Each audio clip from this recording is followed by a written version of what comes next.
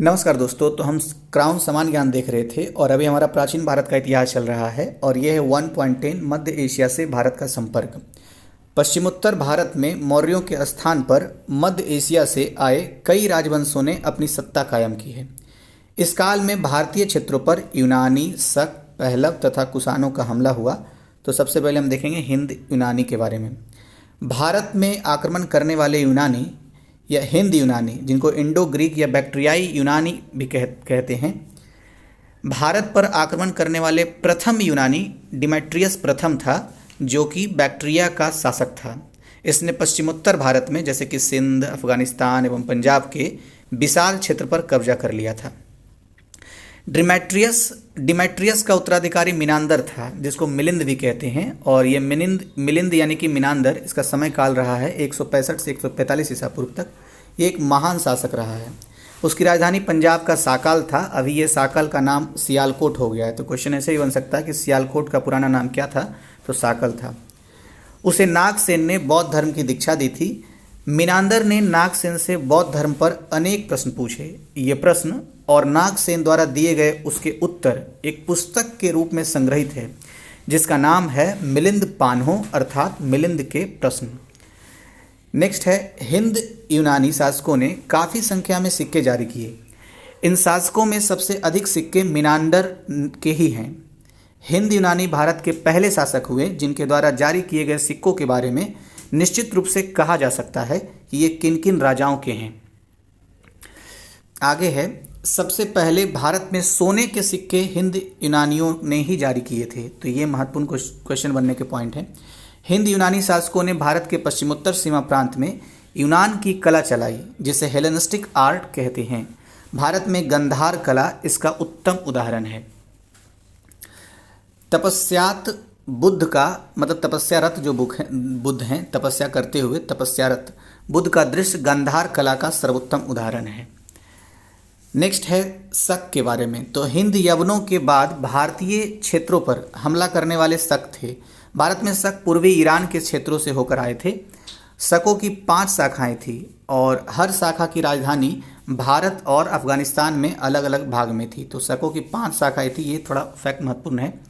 कौन कौन सी शाखा थी? एक अफगानिस्तान में था, फिर दूसरा पंजाब में जिसकी राजधानी तक्षशिला थी, तीसरा मथुरा, और फिर पश्चिम भारत, और फिर ऊपरी दक्कन वाला क्षेत्र में था। 57 से 58 ईसा पूर्व में उज्जैन के एक राजा ने शकों को युद्ध में पराजित कर उन्हें बाहर खदेड़ दिया और विक्रमादित्य की उपाधि ग्रहण की थी। आगे है, विक्रम संवत नाम संवत 57 ईसा पूर्व में शकों पर विजय से आरंभ होता है। तो ये महत्वपूर्ण है कि 57 ईसा पूर्व में विक्रम संवत आरंभ हुआ और शकों पर विजय के उपलक्ष्य में विक्रमादित्य की उपाधि इतनी प्रचलित हुई कि जब किसी शासक ने महान पराक्रम दिखलाया, उसने इसी उपाधि को धारण कर लिया। इसके परिणाम स्वरूप भारतीय इतिहास में अब तक कुल 14 विक्रमादित्य हुए हैं। गुप्त सम्राट चंद्रगुप्त द्वितीय सबसे विख्यात विक्रमादित्य था। सबसे विख्यात शक शासक रुद्रदामन प्रथम, जिसका काल 130 से 150 ईसा तक रहा है, उसका शासन सिंध, कोंकण, नर्मदा घाटी, मालवा, काठियावाड़ और गुजरात के बड़े भाग में था। इसने काठियावाड़ के अर्ध शुष्क क्षेत्र की झील सुदर्शन, मौर्य काल में निर्मित जो झील था, उसका जीर्णोद्धार करवाया था, सुदर्शन झील। तो क्वेश्चन ऐसे आ सकता है कि सुदर्शन झील का जीर्णोद्धार किसने करवाया था? तो ये आप कमेंट बॉक्स में क्वेश्चन का आंसर देके रिवीजन कर सकते हैं। रुद्रदामन संस्कृत का बड़ा प्रेमी था। उसके द्वारा जारी किया गया जूनागढ़ अभिलेख विशुद्ध संस्कृत भाषा में पहला अभिलेख मिला है, मतलब पहला लंबा अभिलेख है, तो इसलिए महत्वपूर्ण हो जाता है जूनागढ़ अभिलेख। क्षत्रप शक नरेशों के भारतीय प्रदेशों के शासक क्षत्रप कहे जाते थे। अब तीसरा देखते हैं, पहलव या पार्थियाई भी कहते हैं इनको। पश्चिमोत्तर भारत में शकों के बाद पहलवों का आधिपत्य हुआ। आपको दक्षिण भारत के इतिहास में भी एक पल्लव शासक मिलेंगे, तो वो पल्लव अलग हैं, उसमें ह नहीं है, प ध ल ल व है, ऐसा करके। तो ये पहलव हैं। पश्चिमोत्तर भारत में शकों के बाद पहलवों का आधिपत्य हुआ। इनका मूल वास स्थान ईरान था, जहाँ से वे भारत आए थे। सबसे प्रसिद्ध पार्थियाई राजा हुआ गोंडोफर्निस। उसी के शासनकाल में संत टॉमस ईसाई धर्म का प्रचार करने के लिए भारत आया था। तो अगर क्वेश्चन बनता है कि संत टॉमस किसके शासनकाल में ईसाई धर्म का प्रचार करने के लिए भारत आया था? तो पार्थियाई शासक गोंडोफर्निस के शासनकाल में। उसके शासनकाल का एक अभिलेख तख्ते वही पेशावर से प्राप्त हुआ है। तो तख्ते वही का संबंध है पार्थियाई शासक से, और गोंडोफर्निस वो शासक था। अब लास्ट है कुषाण। कुषाण के बारे में देखते हैं। तो पार्थियाइयों के बाद कुषाण आए, जो यूची और तोखारी भी कहलाते थे। यूची नामक एक कबीला था जो 5 कुलों में बट गया था। कुषाण उन्हीं में से एक कुल के थे। तो कुषाण का सबसे पहला शासक है कुजुल कड़फिसेस। यह भारत में कुषाण वंश का संस्थापक था। इसने तांबे के सिक्के जारी किए थे। तो कुजुल कड़फिसेस के बारे में 2 पॉइंट है कि भारत में कुषाण वंश का संस्थापक और तांबे के सिक्के जारी किए थे। इसके बाद बिम कड़फिसेस का नाम आता है। इसने भारी मात्रा में स्वर्ण सिक्के जारी किए, जिनकी शुद्धता गुप्तकालीन स्वर्ण सिक्कों से उत्कृष्ट थी। मतलब गुप्त काल के स्वर्ण सिक्कों से ज़्यादा शुद्ध था। इनके द्वारा जारी किए गए सिक्कों पर शिव, नदी और त्रिशूल की आकृतियां बनी है, जिससे यह अनुमान लगाया जा सकता है कि यह शैव थे। फिर तीसरा आता है महान शासक कनिष्क के बारे में। तो कुषाण राजवंश का सबसे महान शासक कनिष्क था। कनिष्क ने 78 ईसा पूर्व में शक संवत चलाया, जो उसके राज्यरोहण की तिथि है। अब यहीं से 57 या 58 ईसा पूर्व का जो बात है वो विक्रम संवत वाला तुलना किया जाना चाहिए। शक संवत भारत सरकार द्वारा प्रयोग में लाया जाता है। उसकी 2 राजधानियां थी, पुरुषपुर जिसे अभी पेशावर कहते हैं, और मथुरा जो कि भारत में है। और पेशावर तो पाकिस्तान में चला गया। कनिष्क ने बौद्ध धर्म का संपोषण एवं संरक्षण किया। चौथी बौद्ध संगीति कनिष्क के शासनकाल में कुंडलवन यानी कश्मीर में वसुमित्र की अध्यक्षता में हुई थी। अश्वघोष। तो कनिष्क का राजकवि अश्वघोष था। उसने सौंदरानंद, बुद्धचरित और सारिपुत्र इन नामों से ग्रंथों की रचना की है। कनिष्क के राजवैद्य चरक थे, जिन्होंने चरक संहिता की रचना की है। कनिष्क के शासनकाल में भारत का व्यापारिक संबंध मध्य एशिया एवं पश्चिमी विश्व के साथ बना हुआ था। कनिष्क के अभिलेखों में उसे देवपुत्र शाही, फिर से पढ़ता हूँ, देवपुत्र शाही, शाहानुशाही कहा गया है।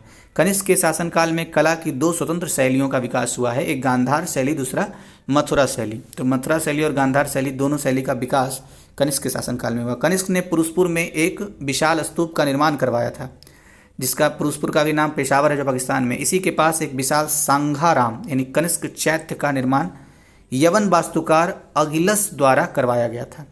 वासुदेव कुषाण वंश का अंतिम शासक था। अब वसुमित्र के बारे में देखते हैं क्या है लिखा हुआ। महाविभाष शास्त्र इनकी प्रसिद्ध रचना है, जिसे बौद्ध धर्म का विश्वकोश भी कहा जाता है। फिर है नागार्जुन के बारे में। इनकी तुलना मार्टिन लूथर से की गई है। तो भारत में मार्टिन लूथर से तुलना किसकी की गई है? नागार्जुन से। इन्होंने सापेक्षता के सिद्धांत का प्रतिपादन किया है। तो इस सिद्धांत को लेकर के भी क्वेश्चन बनते हैं। सापेक्षता का सिद्धांत किसने दिया है? तो नागार्जुन ने। इसलिए भारत का आइंस्टीन भी कहा जाता है। किसे? नागार्जुन को। तो इनकी प्रसिद्ध कृति है माध्यमिक सूत्र। तो सारे महत्वपूर्ण थे। आइंस्टीन किसे कहा जाता है, माध्यमिक सूत्र की रचना किसने की, या फिर सापेक्षता का सिद्धांत किसने दिया, मार्टिन लूथर के समतुल्य कौन थे, तो सबका जवाब एक ही है, नागार्जुन। तो ये समाप्त हो गया मध्य एशिया वाला। अब गुप्त काल देखते हैं। तो गुप्त काल के बारे में, मौर्य काल के पतनोपरांत यानी पतन के बाद दीर्घ काल तक भारतवर्ष एक शासन के अंतर्गत नहीं आ सका। इस कमी को गुप्त शासकों ने पूरा किया और लगभग संपूर्ण भारत को एक राजनीतिक क्षेत्र के अधीन कर आर्थिक, सामाजिक और साहित्यिक क्षेत्र में उन्नति का मार्ग प्रशस्त किया। गुप्त काल को भारतीय इतिहास का स्वर्ण युग भी कहा जाता है। आगे है प्रारंभिक शासक। तो श्रीगुप्त के बारे में सबसे पहले 240 से 280 ईसा पूर्व के बीच का समयकाल। श्रीगुप्त गुप्त वंश का संस्थापक था। आगे बिंदु है प्रभावती गुप्ता के पूना ताम्रपत्राभिलेख में श्रीगुप्त को आदिराज कहा गया है। तो प्रभावती गुप्ता के पूना ताम्रपत्राभिलेख श्रीगुप्त से संबंधित है, जिन्हें आदिराज की उपाधि दी गई है इसी पत्रलेख में। अब गुप्त वंशावली कुछ स्रोत हैं, जैसे कि समुद्रगुप्त का प्रयाग प्रशस्ति, प्रयाग होना चाहिए, अच्छा प्रयाग ही है, प्रयाग प्रशस्ति अभिलेख, और कुमारगुप्त का बिलसड़ स्तंभ लेख, स्कंदगुप्त का भीतरी स्तंभ लेख। तो ये मैच करने के लिए भी आता है। अब आता है नाम घटोत्कच गुप्त का, जिसका काल 280 से 319 ईसा पूर्व रहा है। यह श्रीगुप्त का पुत्र और उत्तराधिकारी भी था। चंद्रगुप्त प्रथम, फिर इसके बाद नाम आता है 319 से 334 ईसा पूर्व। चंद्रगुप्त प्रथम गुप्त वंश का पहला प्रसिद्ध राजा हुआ है। आगे है उसने लिच्छवी के राजकुमारी कुमार देवी से विवाह किया, जिससे उसकी सत्ता को बल मिला। चंद्रगुप्त प्रथम ने अपने राज्यरोहण के स्मारक के रूप में 319 से 320 में गुप्त संवत चलाया है। अब समुद्रगुप्त के बारे में है। समुद्रगुप्त 335 से 380 ईसा पूर्व का समय काल रहा है समुद्रगुप्त का। चंद्रगुप्त प्रथम के पुत्र और उत्तराधिकारी समुद्रगुप्त ने गुप्त साम्राज्य का अपार विस्तार किया। समुद्रगुप्त के विषय में जानकारी हरिसेन रचित प्रयाग प्रशस्ति से मिलता है, जो कि इलाहाबाद स्तंभ लेख भी कहते हैं। प्रयाग प्रशस्ति को इलाहाबाद स्तंभ लेख भी कहा जाता है और यहीं से प्राप्त होता है समुद्रगुप्त के बारे में जानकारी। हरिसेन शांति एवं युद्ध का मंत्री था और संधि विग्रह जिसको कहते थे। अच्छा, कुछ बॉक्स में है पॉइंट, इसको देख लेते हैं पहले। गुप्त शासकों द्वारा ग्रहण उपाधियां, तो शासक और उपाधियां कौन सी? श्रीगुप्त ने आदिराज की उपाधि धारण की थी और महाराज की भी। इसके बाद घटोत्कच ने भी महाराज की उपाधि धारण की थी। चंद्रगुप्त ने महाराज अधिराज की। चंद्रगुप्त प्रथम के बारे में ये है। फिर समुद्रगुप्त ने पराक्रमांक की उपाधि धारण की थी। चंद्रगुप्त द्वितीय ने विक्रमादित्य और विक्रमांक की उपाधि धारण की थी। कुमारगुप्त का उपाधि क्या रहा है? महेंद्रादित्य या शक्रादित्य। और स्कंदगुप्त का उपाधि रहा है क्रमादित्य। स्कंदगुप्त नाम से नाटक भी है। नेक्स्ट है रिद्धपुर अभिलेख में समुद्रगुप्त को तत्पाद परिगृहित कहा गया है। समुद्रगुप्त अपनी विजयों के लिए प्रसिद्ध था। उसे समरसतः कहा गया है, जिसका अर्थ होता है 100 युद्धों का विजेता, इसीलिए समरसतः कहा गया है। इसलिए डॉक्टर B.A. स्मिथ ने समुद्रगुप्त को भारत के नेपोलियन की उपाधि दी है। समुद्रगुप्त ने दक्षिणापथ के 12 राजाओं को परास्त कर धर्म विजय का कार्य किया। आर्यावर्त में उसने 9 राजाओं को परास्त कर दिग्विजय का कार्य किया था। समुद्रगुप्त ने वन प्रदेश के सभी राजाओं, जिसने 8वीं कहा जाता था, को परिचारक यानी कि सेवक बनाया था। जितने भी वन प्रदेश के राजा थे सबको। स्कंदगुप्त के भीतरी अभिलेख से पता चलता है कि समुद्रगुप्त ने विजय से निवृत्त होने पर अश्वमेघ यज्ञ किया था। मतलब जैसे ही विजय प्राप्त कर लिया, समाप्त हो गया, तो अश्वमेघ यज्ञ किया था। आगे है एरन अभिलेख में समुद्रगुप्त की पत्नी का नाम दत्त देवी वर्णित है। समुद्रगुप्त को कविराज यानी कई कविताओं का रचयिता भी कहते हैं। समुद्रगुप्त को कई सिक्कों पर वीणा वादन करते हुए दर्शाया गया है। श्रीलंका के राजा मेघवर्मन ने समुद्रगुप्त से गया में बुद्ध मंदिर बनाने की अनुमति मांगने के लिए एक दूत भेजा और अनुमति प्राप्त की थी। उसके काल की 6 प्रकार की स्वर्ण मुद्राएं मिली है: गरुड़, अश्वमेघ, धनुर्धर, व्याघ्रहंता, परशु एवं बीना शारण। समुद्रगुप्त ने अश्वमेघ प्रक्रमांक की उपाधि धारण की थी। अब आता है रामगुप्त के बारे में।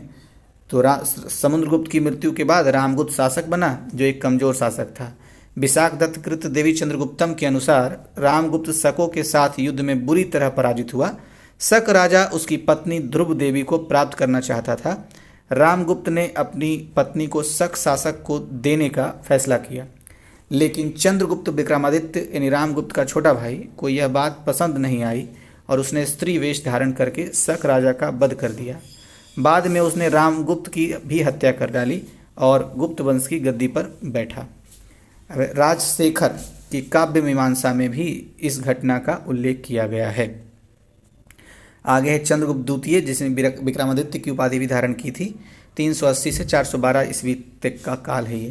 तो चंद्रगुप्त द्वितीय समुद्रगुप्त एवं दत्ता देवी का पुत्र था। उसके शासन काल में गुप्त साम्राज्य ने उत्कर्ष पर पहुंचा। तो गुप्त साम्राज्य का उत्कर्ष किसके शासनकाल में पहुंचा? चंद्रगुप्त द्वितीय के शासनकाल में। इसे सांची के अभिलेख में देवराज और प्रवरसेन के अभिलेख में देवगुप्त कहा गया है। तो अगर क्वेश्चन ऐसे पूछा जाए कि चंद्रगुप्त द्वितीय को देवगुप्त किस अभिलेख में कहा गया है, तो प्रवरसेन के अभिलेख में। और देवराज किस अभिलेख में कहा गया है, तो सांची के अभिलेख में।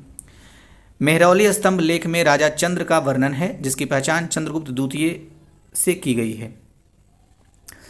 आगे उसने वैवाहिक संबंध एवं विजय दोनों के सहारे अपने साम्राज्य की सीमा बढ़ाई थी।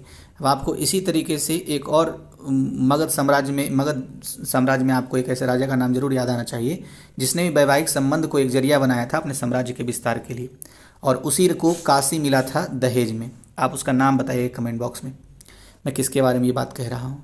उसने अपनी पुत्री प्रभावती का विवाह वाकाटक शासक रुद्रसेन द्वितीय से करवाया। उसके मरने के बाद उसका नाबालिग पुत्र उसका उत्तराधिकारी बना। इस प्रकार प्रभावती स्वयं वास्तविक शासिका हुई। वाकाटक की सहायता से चंद्रगुप्त द्वितीय ने शकों को पराजित किया। इस उपलक्ष्य में उसने चांदी के सिक्के चलाए। इस विजय के बाद उसे साकारी कहा गया। उसने विक्रमादित्य की उपाधि धारण की। चंद्रगुप्त द्वितीय के उदयगिरि अभिलेख के अनुसार उसका उद्देश्य संपूर्ण पृथ्वी को जीतना था, और ऐसा ही चंद्रगुप्त द्वितीय के समान ही उद्देश्य सिकंदर के पास भी था। और मध्यकाल का भी एक सुल्तान है जिसका ये उद्देश्य था। उसके बारे में आपको कमेंट बॉक्स में बारे में बताना है कि मध्यकाल का वो कौन सा शासक सुल्तान था जिसने विश्व विजय का उद्देश्य निर्धारित किया था। सिकंदर जैसे किया था, जैसे चंद्रगुप्त द्वितीय ने किया था, वैसे ही। उसकी राजधानी पाटलिपुत्र थी। उसने उज्जैन में दूसरी राजधानी स्थापित की जो कि कालिदास एवं अमर सिंह जैसे विद्वानों से विभूषित थी। चंद्रगुप्त द्वितीय वैष्णव था और उसने परम भागवत की उपाधि धारण की थी। चंद्रगुप्त द्वितीय के समय ही चीनी बौद्ध यात्री फाहियान यानी कि 399 से 414 ईस्वी में भारत आया था। चंद्रगुप्त द्वितीय के नवरत्न कौन से थे? तो कालिदास, अमर सिंह ने अमरकोश की रचना की थी। शंकु, धन्वंतरी, छपनक, बेताल भट्ट, बरूची, घटपरकर और बराह मिहिर। चंद्रगुप्त द्वितीय ने कालिदास को अपना दूत बनाकर कुंतल नरेश के दरबार में भेजा था। अब है कुमारगुप्त प्रथम के बारे में, 415 से 455 ईस्वी तक के समय। मंदसौर अभिलेख से कुमारगुप्त फर्स्ट के शासन का वर्णन मिलता है। तो मंदसौर अभिलेख इसलिए महत्वपूर्ण है क्योंकि कुमारगुप्त चंद्रगुप्त द्वितीय के बाद कुमारगुप्त फर्स्ट का शासन का जो जानकारी है वो मंदसौर अभिलेख से ही प्राप्त होता है। सबसे अधिक अभिलेख जो कि 18 कुमारगुप्त के ही मिले हैं। गुप्त शासकों में सबसे ज़्यादा अभिलेख किससे संबंधित है? कुमारगुप्त फर्स्ट से। तुमून अभिलेख में कुमारगुप्त फर्स्ट को शरदकालीन सूर्य कहा गया है। कुमारगुप्त फर्स्ट ने व्याघ्र बल पराक्रम, महेंद्रादित्य, अजीत महेंद्र और अश्वमेघ महेंद्र आदि को उपाधियां धारण की थी। नालंदा विश्वविद्यालय की स्थापना कुमारगुप्त फर्स्ट के कार्यकाल में की गई थी। आगे है अच्छा बख्तियार खिलजी। तो बख्तियार खिलजी ने इस विश्वविद्यालय को नष्ट कर दिया था। किस विश्वविद्यालय को? नालंदा विश्वविद्यालय को। तो कुमारगुप्त इसलिए भी महत्वपूर्ण है क्योंकि नालंदा विश्वविद्यालय से संबंध इसका इन्होंने स्थापना किया था, जिसको नष्ट किसने किया था? बख्तियार खिलजी ने इस विश्वविद्यालय को नष्ट कर दिया था। उसका शासनकाल 40 वर्ष का था, जिसमें उसने गुप्त साम्राज्य को अक्षुण्ण बनाए रखा। स्कंदगुप्त 455 से 467 ईस्वी तक के काल का है शासक, गुप्त काल का। इसने विक्रमादित्य की उपाधि धारण की थी। जूनागढ़ अभिलेख से पता चलता है कि गिरनार के प्रशासक चक्रपालित, जिन्हें परमदत्त का पुत्र, मतलब चक्रपालित कौन थे? तो परमदत्त के पुत्र थे, ने सुदर्शन झील का जीर्णोद्धार कराया था। चंद्रगुप्त का भीतरी अभिलेख जो कि गाजीपुर उत्तर प्रदेश में है, हूनों द्वारा आक्रमण की जानकारी देता है। तोरमन, मिहिरकुल प्रसिद्ध हून राजा थे। तो ये अगर क्वेश्चन बनता है कि भीतरी अभिलेख से किसके बारे में, किसके आक्रमण की जानकारी मिलती है? तो हूनों द्वारा आक्रमण की जानकारी मिलती है। कौहम स्तंभलेख में स्कंदगुप्त को सक्रोपम तथा जूनागढ़ अभिलेख में श्री परिक्षिप्त वृक्षा कहा गया है। स्कंदगुप्त ने प्रशासनिक सुविधा के उद्देश्य से अयोध्या को अपनी राजधानी बनाया था। विष्णुगुप्त गुप्त वंश का अंतिम शासक था। तो ये सारे महत्वपूर्ण हैं। अब गुप्त काल के प्रशासन पद्धति कैसी थी इसके बारे में देखते हैं। तो गुप्त साम्राज्य की शासन व्यवस्था राजतंत्रात्मक थी। राजपद वंशगत था, लेकिन राजगद्दी हमेशा ज्येष्ठ पुत्र को ही नहीं मिलती थी। गुप्त साम्राज्य की राजधानी पाटलिपुत्र थी। गुप्त राजाओं ने प्रांतीय एवं स्थानीय शासन की पद्धति चलाई। राज्य कई भुक्तियों अर्थात प्रांतों में विभाजित था और हर भुक्ति का प्रभारी उपरिक होता था। भुक्तियाँ कई विषय मतलब जिलों में विभाजित थी, जिसका प्रभारी विषयपति होता था।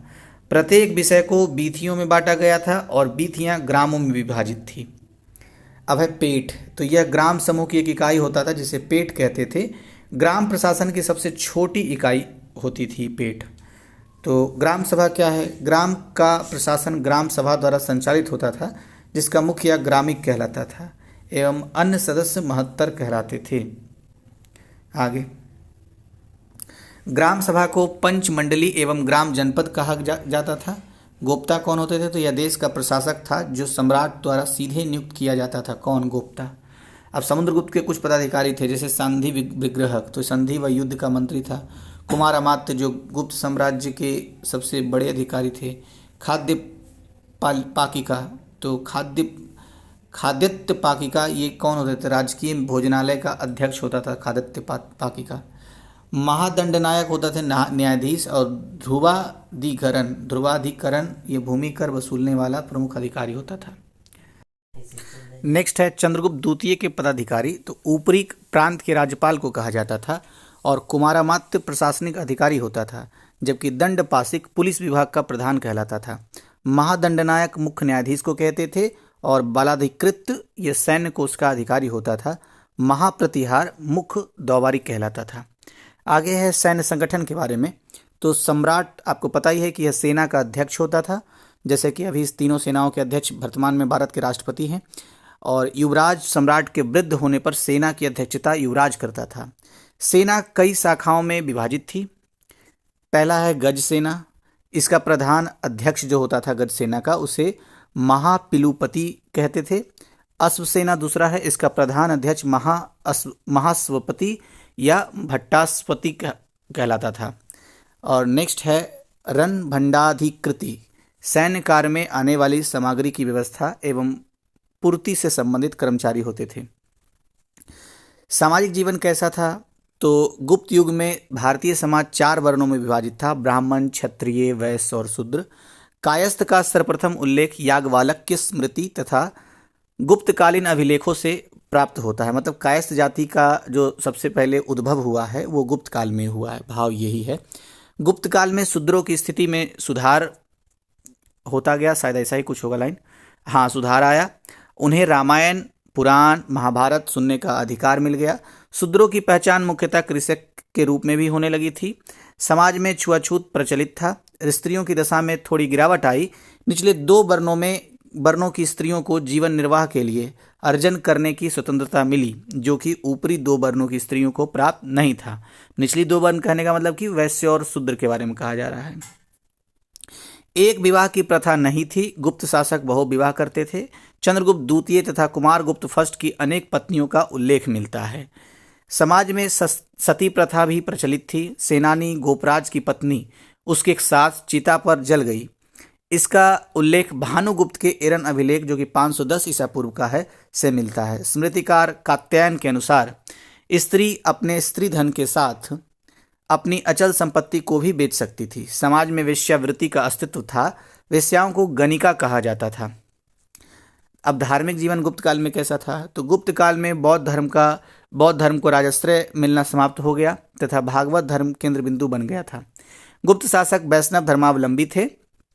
इस काल में त्रिमूर्ति अर्थात ब्रह्मा, जो कि सृजन करने वाला माना जाता था, और विष्णु, जो कि पालन करने वाले माने जाते थे, तथा महेश, यानी कि ब्रह्मा विष्णु महेश, मतलब कि संहार करने वाले की पूजा प्रारंभ हुई।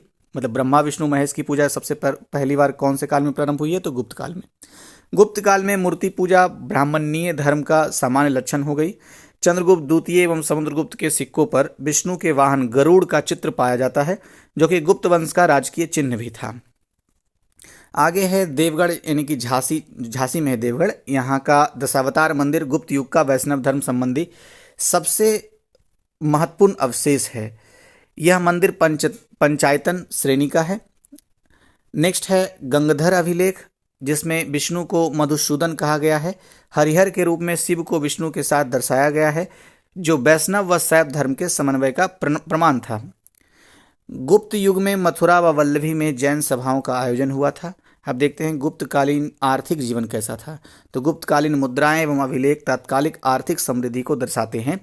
कृषि मूलक अर्थव्यवस्था, व्यापार, विकसित उद्योग धंधे गुप्तकाल की समृद्धि के कारण थे। भूमि के बारे में कुछ पॉइंट है। इस काल में 5 प्रकार की भूमि का उल्लेख मिलता है। सबसे पहला है क्षेत्र भूमि, जो कि कृषि योग्य भूमि होती थी। दूसरा है वास्तु भूमि, जो रहने यानी कि वास करने योग्य भूमि थी। और तीसरा है चारागाह भूमि, तो पशुओं के चारा योग्य वाली जो भूमि थी उसे चारागाह भूमि कहते थे। और चौथा है खिल भूमि, जो भूमि जोतने योग्य नहीं हो उसे खिल भूमि कहते थे गुप्त काल में। फिर है अपृहत भूमि, बिना जोती गए जंगली भूमि को अपृहत भूमि कहते थे। नेक्स्ट है कर व्यवस्था। तो गुप्त काल में कर व्यवस्था के बारे में पहला पॉइंट है, आय का मुख्य स्रोत भू राजस्व होता था। कर 1/4 से 1/6 भाग तक लिया जाता था। गुप्तकालीन आर्थिक शब्दावलियां कुछ दिया हुआ है जो एग्जाम की दृष्टि से काफ़ी महत्वपूर्ण है। जैसे भाग, तो राजा को भूमि उत्पादन से प्राप्त होने वाला हिस्सा उसे भाग कहते थे। फिर एक है भोग, तो राजा को उपहार स्वरूप मिलने वाला कर उसे भोग कहते थे। फिर है उद्रंग, तो उद्रंग के बारे में पहला मतलब अर्थ ये है इसका कि अस्थायी काश्तकारों के लिए जो कर होता था उसे उद्रंग कहते थे। ऊपरी कर, अस्थायी कृषकों के लिए कर को ऊपरी कर कहते थे। हिरण्य, तो जो द्रव्य यानी कि जो नगद रूप में किया जाने वाला कर था, मतलब दिया जाने वाला कर था, यहाँ पर किया लिखा हुआ है, उसे हिरण्य कहते थे। बिष्टि, तो निःशुल्क या बेगार श्रम को बिष्टि कहा जाता था। दिनार, स्वर्ण मुद्राओं को कहा जाता था।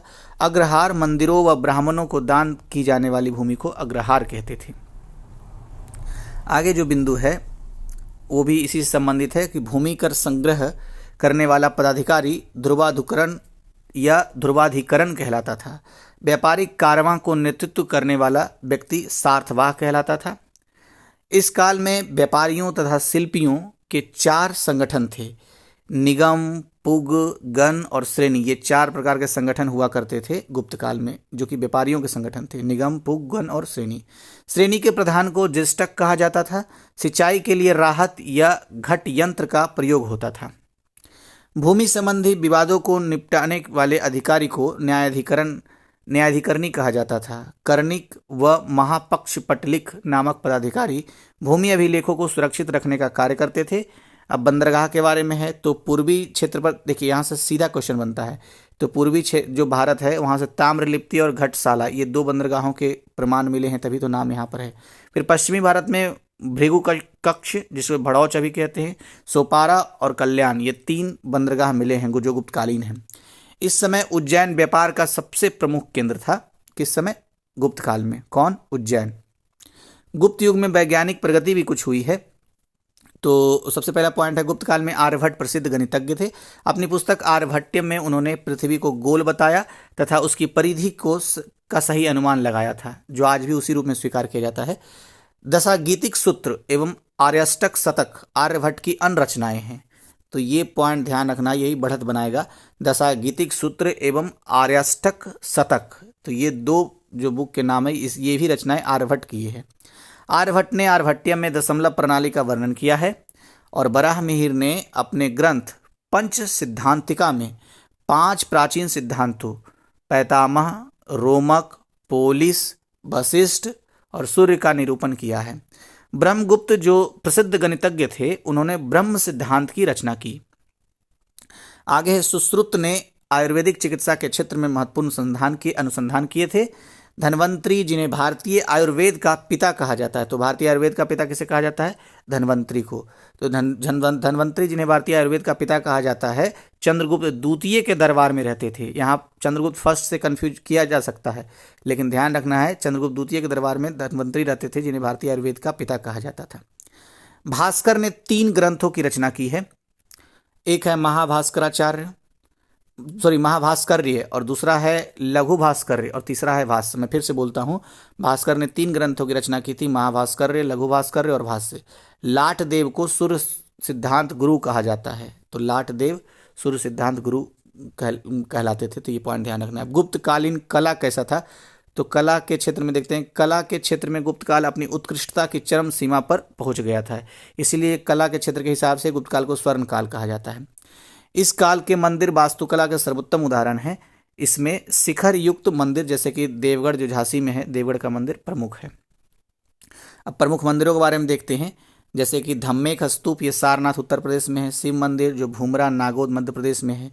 पार्वती मंदिर जो नाचना कुठार मध्य प्रदेश में है। और दशावतार मंदिर जो देवगढ़ ये झांसी में है। और भितरगांव मंदिर कानपुर उत्तर प्रदेश में है। विष्णु मंदिर तिगवा जबलपुर मध्य प्रदेश में है। फिर एक और विष्णु मंदिर है जो उदयगिरी की पहाड़ियों में है, विदिशा में। शिव मंदिर अहिच्छत्र जो बरेली उत्तर प्रदेश में है। लक्ष्मण मंदिर ये सिरपुर में है, ईंटों से निर्मित है लक्ष्मण मंदिर, ध्यान रखना है। आगे है पवाया का मंदिर, नगोद में खोह का मंदिर, शंकर मठ का मंदिर जो जबलपुर में है, आदि भी गुप्त काल के आकर्षक मंदिर हैं। गुप्त काल में चित्रकला भी अपने वैभव गौरव तथा तकनीक की चरम सीमा पर पहुंच गई थी। फिर से पढ़ता हूं, गुप्त काल में चित्रकला भी अपने वैभव गौरव तथा तकनीक की चरम सीमा पर पहुंच गई थी। अजंता की चित्रकारी, अजंता की गुफाएं महाराष्ट्र के औरंगाबाद जिले में स्थित है। कुल 29 गुफाओं में से गुफा संख्या 16, 17 और 19 गुप्त काल से संबंधित है। तो 16, 17 और 19 के बारे में ध्यान रखना है। 16, 17 तो लगातार वाला नंबर है, तो 29 गुफा कुल मिला के है, लेकिन इसमें से 16, 17 और 19 जो है गुप्त काल से संबंधित है। अजंता की खोज 1819 में सर जेम्स अलेक्जेंडर ने की थी। काफी महत्वपूर्ण बिंदु है ये। गुफा संख्या 16 में मरणासन राजकुमारी का चित्र है। तो यूपीएससी में भी ये स्टेटमेंट आ चुका है। गुफा संख्या 17 में जातक कथाओं का उल्लेख है। इसमें बुद्ध को यशोधरा से भिक्षा मांगते और यशोधरा द्वारा राहुल को बुद्ध को सौंपते हुए दिखाया गया है। इस गुफा में सिंहल के राजदरबार का भी चित्र है। इसे चित्रों का चित्रशाला कहा गया है। तो क्वेश्चन ऐसे आ सकता है, चित्रों का चित्रशाला किसे कहा गया है? तो आपका जवाब क्या होगा? गुफा संख्या 17 को। नेक्स्ट है, अजंता की गुफाओं के चित्र बौद्ध धर्म के महायान शाखा से संबंधित है। तो शाखा भी ध्यान रखना है।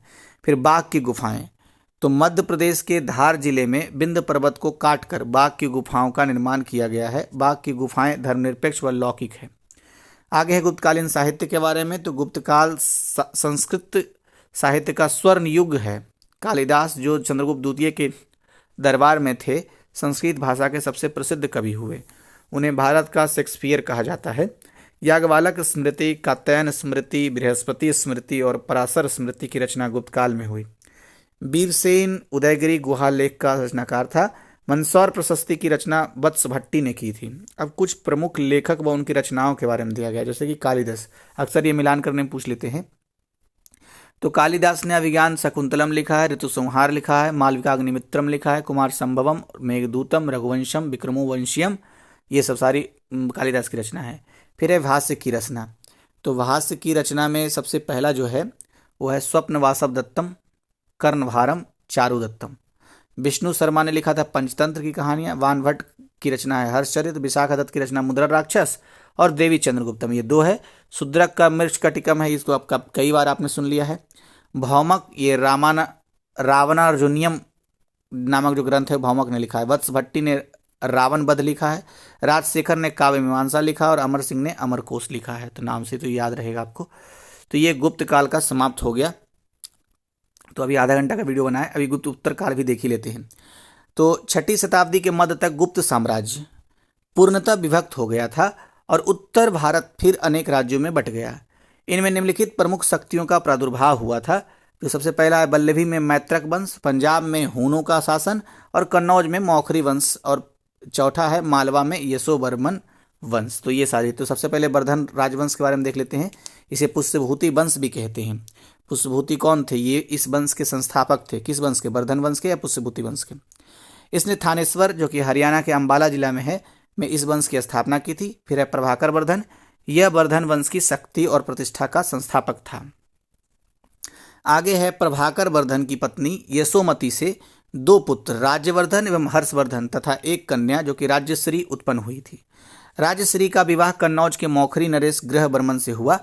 और आगे फिर क्या है राज्यवर्धन के बारे में। तो अपने पिता की मृत्यु के बाद राज्यवर्धन गद्दी पर बैठा। इसी समय मालवा नरेश देवगुप्त ने गृहवर्मन की हत्या कर राज्यश्री को कैद कर लिया। राज्यवर्धन ने देवगुप्त को पराजित कर दिया, लेकिन देवगुप्त के मित्र गौड़ शासक शशांक ने धोखे से राज्यवर्धन की हत्या कर दी। अब फिर यहीं पर से हर्षवर्धन जो कि प्रतापी राजा रहा है, हर्षवर्धन 606 ईसा पूर्व से 647 ईसा पूर्व का समय काल शासनकाल रहा इनका। तो हर्षवर्धन वर्धन वंश का शक्तिशाली व यशस्वी सम्राट था। मात्र 16 वर्ष की आयु में वह विकट परिस्थितियों में गद्दी पर बैठा। वह अपने को राजपुत्र कहता था तथा स्वयं अपना नाम शिलादित्य रखा। कौन? हर्षवर्धन। आगे है हर्ष ने अपने आचार्य दिवाकर मित्र को, फिर से पढ़ता हूँ, दिवाकर मित्र नाम है। तो हर्ष ने अपने आचार्य दिवाकर मित्र की सहायता से राज्यश्री को खोज निकाला। हर्ष ने कन्नौज को राजधानी बनाया, जहां से उसने चारों ओर अपना प्रभुत्व फैलाया। हर्ष की पूर्वी भारत में गौड़ देश के शैव राजा शशांक से मुलाकात करना पड़ा। 619 ईस्वी में शशांक की मृत्यु हुई, तब यह शत्रुता समाप्त हुई थी। आगे फिर है दक्षिण की ओर हर्ष के अभियान को नर्मदा के किनारे चालुक्य वंश के राजा पुलकेशिन द्वितीय ने रोका और हर्ष को पराजित किया। तो पहला बिंदु तो यही ध्यान रखना है कि हर्ष ने भी दक्षिण की ओर अभियान किया था, लेकिन जिसे रोक दिया गया किसके द्वारा? पुलकेशिन द्वितीय के द्वारा रोक दिया गया था, नर्मदा नदी के किनारे। हर्ष के समकालीन भी बहुत सारे शासक थे, जैसे पहला नाम है भास्कर वर्मा का, ये कामरूप का शासक था। भास्कर वर्मा बर्मन वंश का शासक था। पुलकेशिन द्वितीय ये चालुक्य वंश का शासक था, इसने ही तो रोका था नर्मदा नदी किनारे दक्षिण अभियान को हर्ष के। उसकी राजधानी कर्नाटक के आधुनिक बीजापुर के बादामी में थी। आगे है गौड़ नरेश शशांक, तो इसकी राजधानी कर्ण सुवर्ण थी। यह कट्टर शैव शासक था। तो शशांक का संबंध शैव धर्म से है, जिसने बोधि वृक्ष कटवा दिया था। फिर नेक्स्ट है ध्रुवसेन द्वितीय, यह वल्लभी जो गुजरात का शासक था, इसे हर्ष ने पराजित किया। बाद में हर्ष ने अपनी पुत्री की शादी इससे कर दी थी। किससे? ध्रुवसेन द्वितीय से। तो हर्ष की पुत्री की शादी ध्रुवसेन द्वितीय से हुई थी, जो वल्लभी गुजरात का शासक था। अब हेनसांग, तो ह से हर्षवर्धन, ह से हेनसांग, जिसका मतलब काल जो रहा है 629 से 645 ईस्वी तक रहा है। चीनी यात्री हेनसांग हर्ष के शासनकाल में आया भारत। वह नालंदा महाविहार यानी बौद्ध विश्वविद्यालय में पढ़ने के लिए तथा बौद्ध ग्रंथ एकत्रित करने के उद्देश्य से भारत आया था। हेनसांग ने शूद्रों को कृषक कहा था। हेनसांग को यात्रियों का राजकुमार, नीति का पंडित एवं वर्तमान शाक्य मुनि कहा गया है। तो 3 पॉइंट ध्यान रखना है, यात्रियों का राजकुमार, नीति का पंडित और वर्तमान शाक्य मुनि किसे कहा गया? हेनसांग को। कब आया था? ह से हेनसांग, ह से हर्षवर्धन। तो हर्ष ने बौद्ध धर्म की महायान शाखा को अपना संरक्षण प्रदान किया। अब कर के बारे में कुछ बिंदु है। तो हर्ष काल से 3 प्रकार के करों की जानकारी प्राप्त होती है। कौन कौन से? एक पहला हिरण्य, जो नगद कर होता था दरअसल। दूसरा है भाग, जो कृषि उपज का लगभग 1/10वां भाग होता था। और तीसरा है बलि, इसके बारे में पर्याप्त जानकारी प्राप्त नहीं है। अब साहित्य देख लेते हैं। तो हर्ष के दरबार में अनेक विद्वानों का निवास स्थान था, जैसे पहले वानभट्ट, फिर मयूर, मतांग दीवार, ये सब सारे। वानभट्ट हर्ष का दरबारी कवि था, जिसने हर्षचरित्र कादंबरी की रचना की है।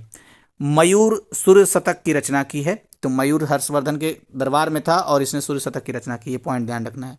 हर्ष के स्वयं 3 नाटक प्रियदर्शिका, रत्नावली और नागानंद की रचना है। तो देखिए, आप जब ट्रेन का टिकट कटवाते हैं तो आपको PNR नंबर मिलता है ना, तो उसी से याद रखिए इसको। P से प्रियदर्शिका, N से नागानंद और R से रत्नावली। तो ये हर्ष की रचना थी। हालांकि एक चीज़ और भी चलता है कि किसी और ने रचना की थी इसकी, लेकिन हर्ष को उसने बेच दिया। अब प्रयाग की महामोक्ष परिषद। तो हर्ष प्रयाग में प्रत्येक 5वें वर्ष में महामोक्ष परिषद का आयोजन करवाता था। इसने प्रथम दिन बुद्ध की, दूसरे दिन सूर्य की, तीसरे दिन शिव की पूजा की जाती थी इसी में, तथा चौथे दिन दान दिया जाता था। हेनसांग 6ठे परिषद में सम्मिलित हुआ था। तो ध्यान रखना है। प्रशासन कैसा था हर्ष के समय? तो हर्ष को भारत का अंतिम हिंदू सम्राट कहा गया है, लेकिन न तो वह कट्टर था और न ही पूरे देश का शासक था। उसका राज्य कश्मीर को छोड़कर उत्तर भारत तक सीमित था। महत्वपूर्ण कुछ शब्दावलियां हैं हर्ष के शासनकाल की, मतलब पुष्यभूति वंश की। महाराज, तो महाराज या महासामंत है, ये हर्ष के अधीनस्थ शासक होते थे। सचिव और अमात्य किसे कहते थे? मंत्रिपरिषद के मंत्री को। और भुक्ति प्रांत को कहा जाता था, जिसे अभी स्टेट कहते हैं ना, उस समय भुक्ति कहा जाता था, यानी प्रांत को भुक्ति कहते थे। अच्छा, और आगे क्या इसमें कुछ है? नहीं, इसमें इसी तरह ही देखना होगा। फिर है उपरिक। उपरिक या राष्ट्रीय किसे कहते थे? भुक्ति का प्रशासक उपरिक या राष्ट्रीय कहलाता था। ग्राम छपटलिक, ये ग्राम शासन का प्रधान होता था। चाट या भाट, ये पुलिसकर्मी होते थे। दंडपासिक, ये पुलिस विभाग का अधिकारी होता था। दंडपासिक या दांडिक, दोनों पुलिस विभाग के अधिकारी को ही कहते थे। बृहदेश्वर अश्वसेना के अधिकारी को कहा जाता था। बलाधिकृत, ये पैदल सेना के अधिकारी कहलाते थे। अब देखिए लिखा हुआ नालंदा महाविहार के बारे में। तो नालंदा महाविहार, हर्ष के समय नालंदा महाविहार, जिसकी स्थापना गुप्त शासक कुमार गुप्त फर्स्ट ने करवाई थी। तो कई बार ये पूछा हुआ नालंदा महाविहार की स्थापना किसने करवाई थी? तो कुमार गुप्त फर्स्ट ने। महायान बौद्ध की शिक्षा का प्रमुख केंद्र था। कौन? यही नालंदा महाविहार। हर्ष के समय यहाँ के कुलपति आचार्य शिलभद्र थे। तो आचार्य शिलभद्र का नाम याद रखा जाना चाहिए। हर्ष चरित्र के अनुसार कुछ महत्वपूर्ण अधिकारी हैं। सबसे पहला सिंहनाद, ये मुख्य सेनापति होते थे। अवंती शांति और युद्ध के मंत्री थे। स्कंदगुप्त, ये हाथी यानी कि गज सेना का मुख्य अधिकारी था। और फिर है कुंतल, अश्व सेना का प्रधान अधिकारी होता था। तो ये गुप्त और गुप्तोत्तर काल समाप्त हो गया। अब आगे एक वीडियो और बनेगा, उसमें आपका भारत का प्राचीन इतिहास समाप्त हो जाएगा। तो वीडियो देखने के लिए धन्यवाद। अच्छा, इसी में शूट कर दूं क्या? चलिए इसी में शूट ही कर देता हूं, क्योंकि ये। नमस्कार दोस्तों, तो हम क्राउन समान ज्ञान देख रहे थे और अभी हमारा चल रहा है भारत का प्राचीन इतिहास। ये 1.13 दक्षिण भारत का इतिहास है और ये इस सेगमेंट का लास्ट वीडियो होगा। तो सबसे पहला है महापाषाणिक यानी कि मेगालिथिक पृष्ठभूमि क्या है? तो लिखा हुआ है कि प्रायद्वीपीय भारत के उच्च भागों में वे लोग बसते थे जो महापाषाण निर्माता कहलाते थे। महापाषाण निर्माता को अंग्रेजी में मेगालिथिक बिल्डर भी कहते हैं। उनका पता उनकी कब्रों से चलता है जो महापाषाण कहलाती है। नेक्स्ट पॉइंट है, इन कब्रों को महापाषाण इसलिए कहते हैं कि इन्हें बड़े बड़े पत्थरों के टुकड़ों से घेर दिया जाता था। इन कब्रों में दफनाए गए लोगों के न केवल अस्थि पंजर ही बल्कि मृद भांड और लोहे की वस्तुएं भी मिलती है, जिसमें काला व लाल मृद भांड अधिक प्रचलित है। नेक्स्ट है पल्लव वंश के बारे में कुछ बिंदु। तो इक्ष्वाकुओं को अपदस्थ कर उनकी जगह पल्लव आए थे। पल्लव का अर्थ है लता। यह शब्द टोंडाई का रूपांतरण है जो लता का ही वाचक है। संभवतः पल्लवों की स्थानीय जनजाति थी जिसने टोंडाई नाडु अर्थात लताओं के देश से अपनी सत्ता स्थापित की थी। पल्लवों ने अपनी राजधानी कांची, जिसका आधुनिक नाम कांचीपुरम है, वहां बनाई थी। तो मतलब पल्लवों की राजधानी कहाँ थी? कांची। आगे बिंदु है प्रमुख पल्लव शासक। तो सबसे पहले हैं बप्पदेव। तो बप्पदेव यह पल्लव वंश का संस्थापक था। सिंह विष्णु इसे पहला महत्वपूर्ण पल्लव राजा माना जाता है। पुरातात्विक स्रोतों से पता चलता है कि वे वैष्णव थे। आगे है किरातार्जुनियम। तो किरातार्जुनियम के बारे में क्या? अच्छा, किरातार्जुनियम तथा 10 कुमार चरितम के लेखक भारवी सिंह विष्णु के दरबार में रहते थे। तो क्वेश्चन ऐसे बनेगा कि किरातार्जुनियम और 10 कुमार चरितम के लेखक कौन थे? तो भारवी थे। और भारवी किसके दरबार में रहते थे? तो सिंह विष्णु के दरबार में रहते थे। सिंह विष्णु कौन थे? पल्लव राजा थे। तो इस तरह से क्वेश्चन बन सकता है। फिर आगे है महेंद्र वर्मन वन के बारे में। तो पल्लव वंश का उत्कर्ष महेंद्र वर्मन प्रथम के शासनारोहण के साथ शुरू हुआ था। इसके शासनकाल में पल्लव तथा चालुक्यों के बीच लंबा संघर्ष शुरू हुआ। पुलकेशिन द्वितीय ने इसे पराजित किया। आगे लिखा हुआ महेंद्र वर्मन फर्स्ट ने। तो महेंद्र वर्मन फर्स्ट ने मत्त विलास प्रहसन की रचना की। वास्तुकला के क्षेत्र में उसने मंडप शैली यानी महेंद्र शैली को प्रारंभ किया। तो ध्यान रखना, मंडप शैली बोलिए या महेंद्र शैली बोलिए, दोनों बात बराबर है।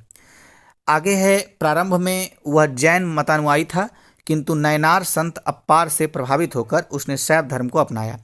फिर है आगे नरसिंह वर्मन फर्स्ट। तो यह महान पल्लव शासक था जिसने पुलकेशिन द्वितीय की हत्या कर बादामी पर अधिकार कर लिया। अतः उसने बातापी कोंड यानी बातापी को जीतने वाला की उपाधि धारण की थी। उसने माल्लमपुरम नामक नगर बसाया। हेनशांग ने इसी के शासनकाल में कांची की यात्रा की थी।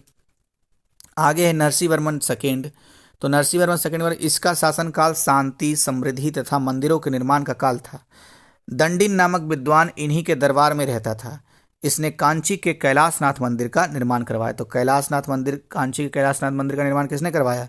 नरसिंह वर्मन द्वितीय ने करवाया था।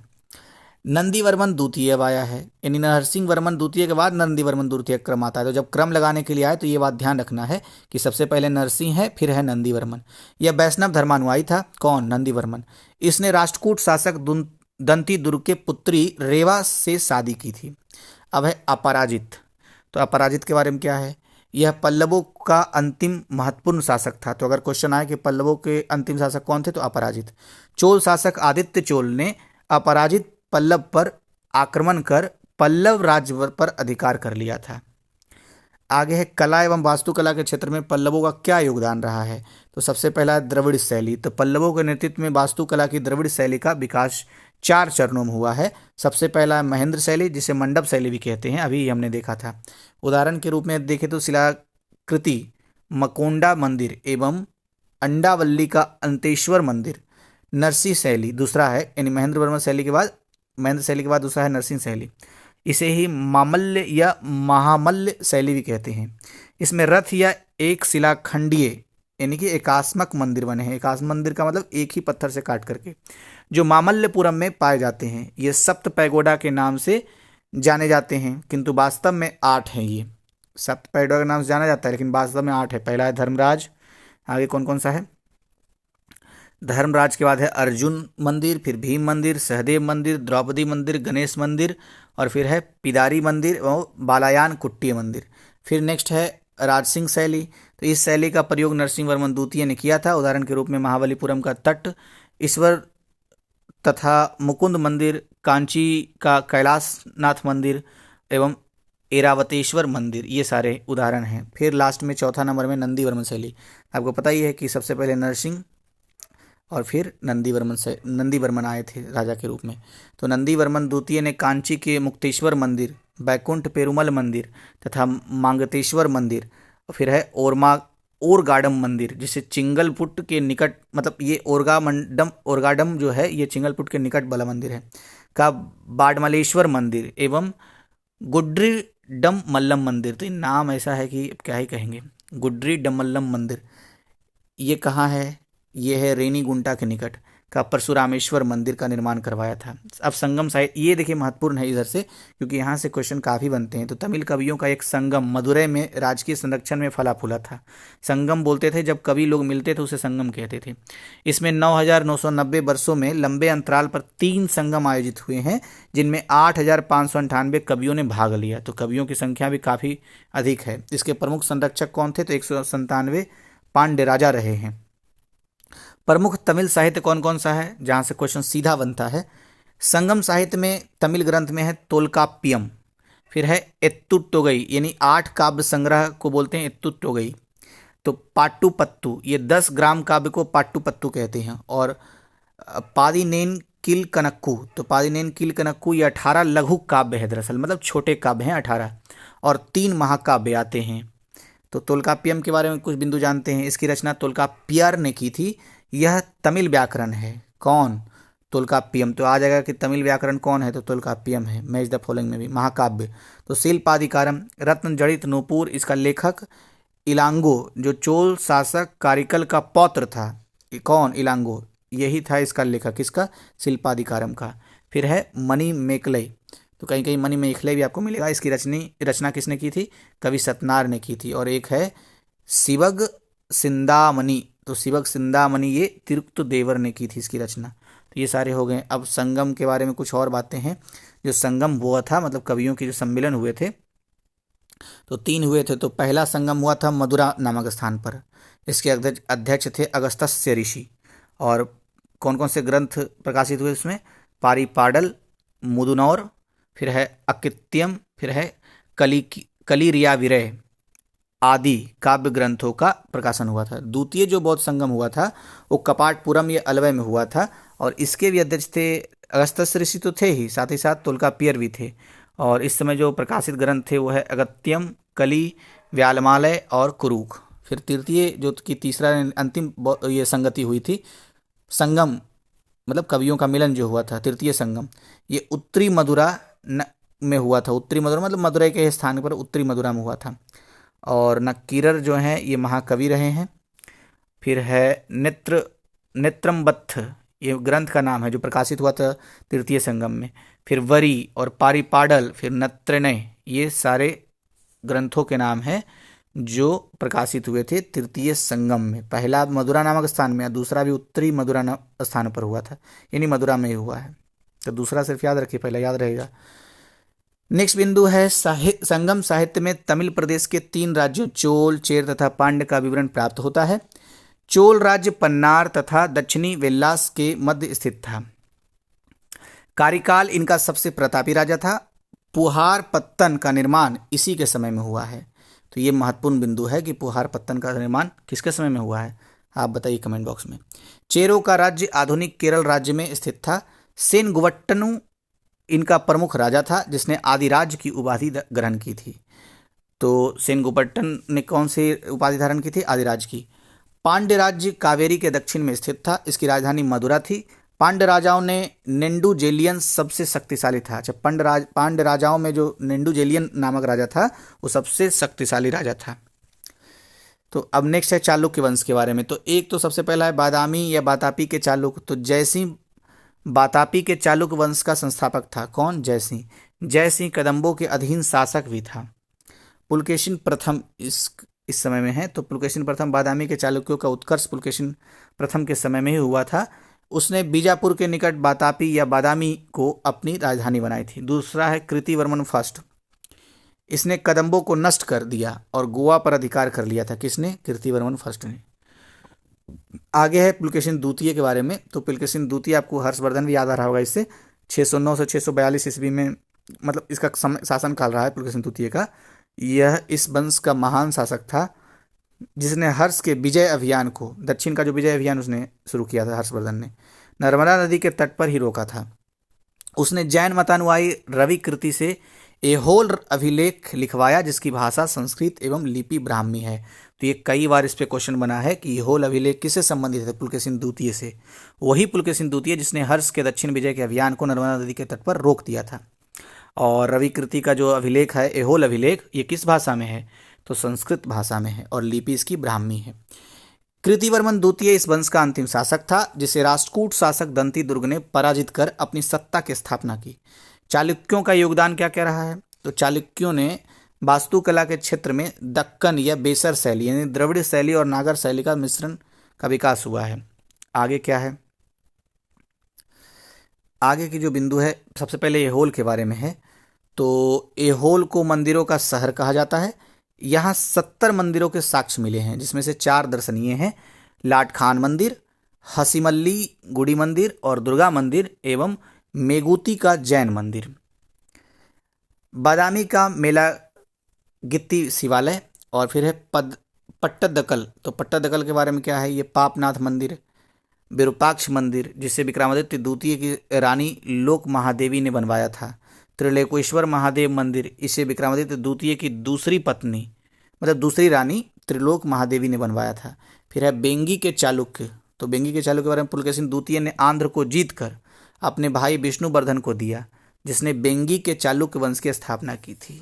तो जीता था पुलकेशिन द्वितीय ने ही। ये वही द्वितीय पुलकेशिन द्वितीय है जिसका संबंध एहोल के अभिलेख से है, जिसकी भाषा संस्कृत थी, और यही वो पुलकेशिन द्वितीय जिसने हर्षवर्धन के अभियान को नर्मदा नदी के तट पर रोक दिया था। यह अभियान दक्षिण भारत का अभियान था हर्षवर्धन का।